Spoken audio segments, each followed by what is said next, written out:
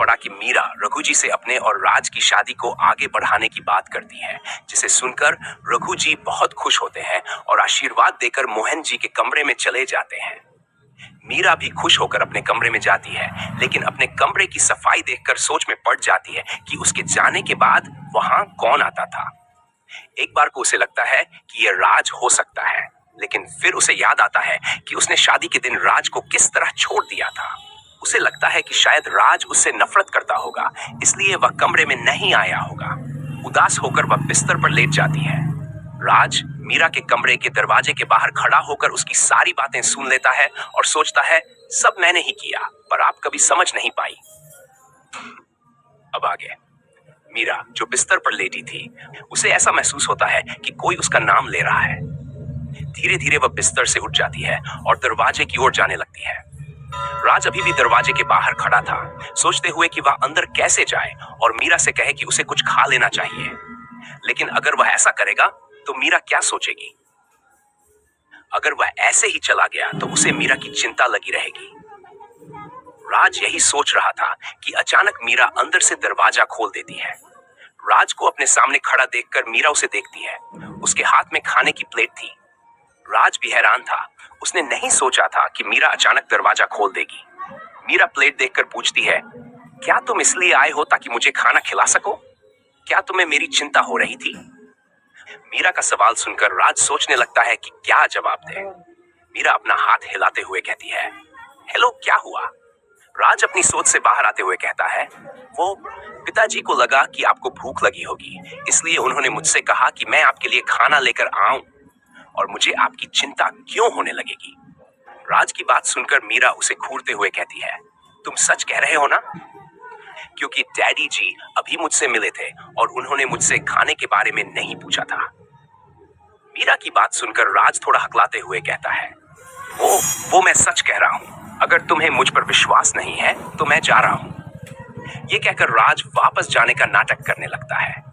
राज को जाता देख मीरा को लगता है कि शायद उसने कुछ गलत सोचा और उसे रोकते हुए कहती है, ठीक है, खाना लेकर अंदर आओ। मीरा कमरे में चली जाती है और राज भी उसके पीछे कमरे में आ जाता है।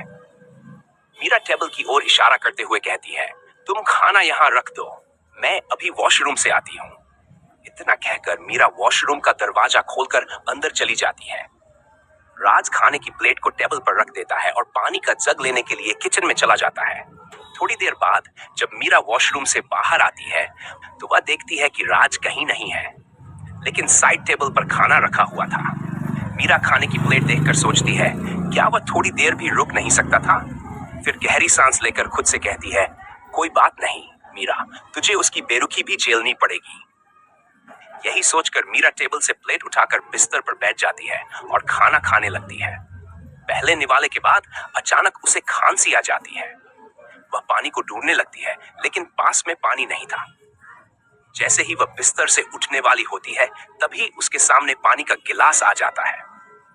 बिना ये देखे कि पानी कौन लाया है, वह गिलास लेकर पूरा पानी पी जाती है और फिर गिलास वापस देते हुए कहती है, थैंक यू।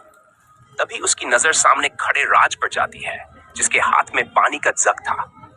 राज गिलास लेते हुए कहता है, कोई बात नहीं, मुझे आपको बताकर जाना चाहिए था कि मैं पानी लेने किचन में जा रहा हूं। मीरा सिर हिलाते हुए कहती है, तो तुम पानी लेने गए थे? मीरा के चेहरे पर मुस्कान आ जाती है। उसे अच्छा लगता है कि राज उसकी चिंता करता है।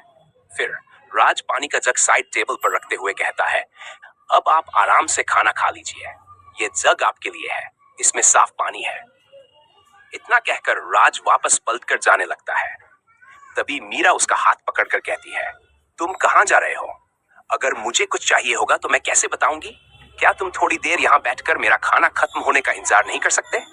मीरा की बात सुनकर राज चुपचाप बिस्तर पर बैठ जाता है। मीरा ये देख जल्दी जल्दी खाना खाने लगती है। मीरा राज से कहती है, क्या मैं तुमसे कुछ पूछ सकती हूँ?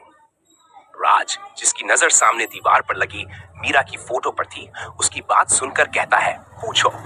मीरा प्लेट साइड में रखते हुए धीरे से कहती है, क्या तुम सच में मुझसे नाराज हो?